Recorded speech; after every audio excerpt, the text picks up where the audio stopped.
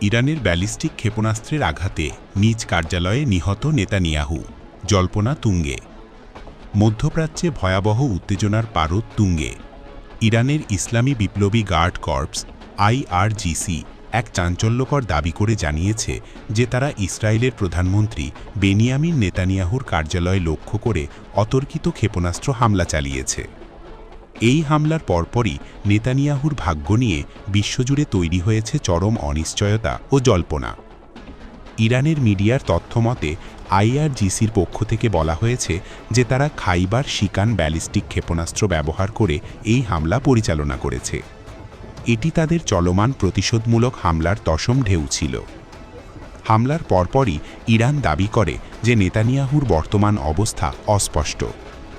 চলমান এই উত্তেজনার সূত্রপাত একটি যৌথ মার্কিন ইসরায়েলি হামলায় ইরানের সর্বোচ্চ নেতা আয়াতুল্লাহ আলী খামেনির মৃত্যুকে কেন্দ্র করে।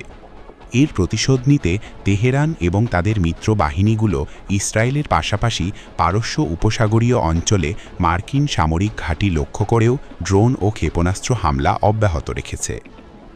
ইরানের পক্ষ থেকে এমন ভয়াবহ দাবি করা হলেও ইসরায়েলি কর্তৃপক্ষের পক্ষ থেকে এখন পর্যন্ত এই হামলার বিষয়ে কোনো আনুষ্ঠানিক নিশ্চিতকরণ বা নেতানিয়াহুর বর্তমান অবস্থা নিয়ে কোনো তথ্য প্রকাশ করা হয়নি।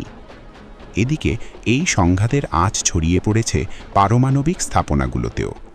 আন্তর্জাতিক আণবিক শক্তি সংস্থা IAEA এর প্রধান রাফায়েল গ্রোসি ইরানের পারমাণবিক স্থাপনাগুলো নিয়ে গভীর উদ্বেগ প্রকাশ করেছেন।